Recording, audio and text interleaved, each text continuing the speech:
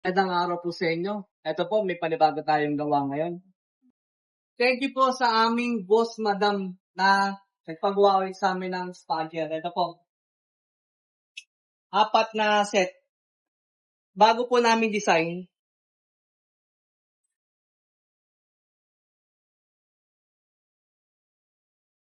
ito po yun.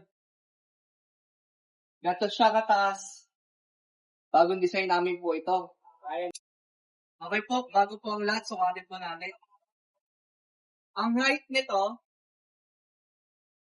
ang height 54 inches. Ang lapad nito, pag sa kamay, kabilaan, 34 inches. Pero bandang baba, 30 inches lang. May, yung kitsit naman, 29 inches.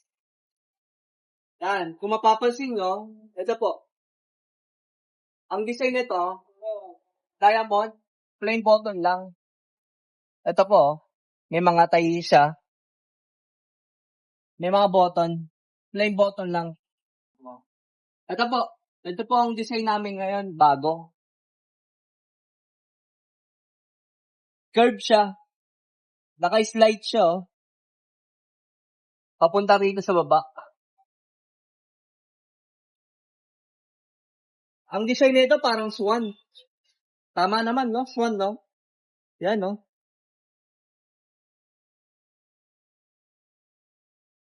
Ang ginamit ng tela rito, ang ginamit po namin tela ay French leather. Mas maganda pa sa German leather to. Ito yung kulay na napili ni boss madam namin. Kulay beige. Ito yung cone. 260-3. French leather. Maganda pa sa German leather. Para siyang tela. Pero hindi siya tela. Leather to.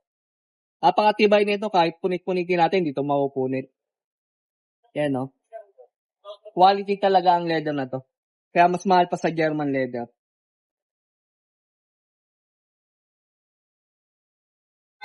Ano pa? Okay, ito. Ano pa? Dito naman tayo. Okay, ito. May mga tax dito. Decorative tax ang napili niyang ipalagay.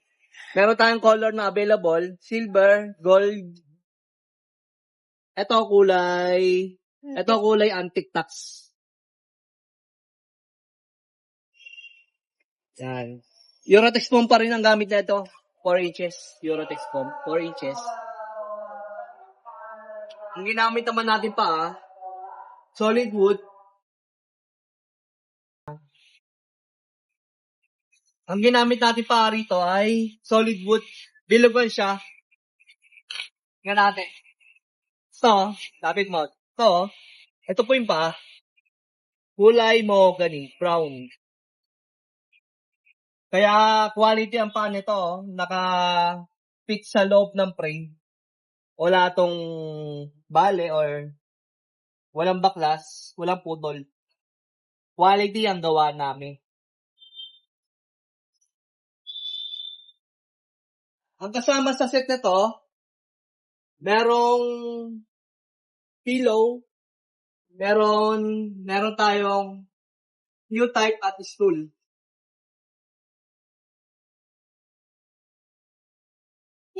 Ang sukat ng U-type, patungan ng paa, ang sukat, 22 by 15. Ang stool naman, ito ang upuan ni Manicorista, 15 by 15. Yan, solid foam pa rin to. Kahit si Manicorista, marirelax din dito pag nakaupo. Hindi siya matigas. Makapal pa rin yung foam niya. Dito rin sa U-type, Eurotex foam pa rin ang gamit natin dito. Okay, upuan natin. Subukan natin upuan. Yan. Pilong, pwede natin ilagay sa likod. Pwede rin sa harap. Pero mas relax kapag nasa likod. Yan, no? Pwede ka magpa-pedicure, manicure. Ito po ang purpose niya. Tatungan ng paa. Pakita natin kung anong ganda ng gawa natin, no? Gawa ng Ari Furniture Shop to.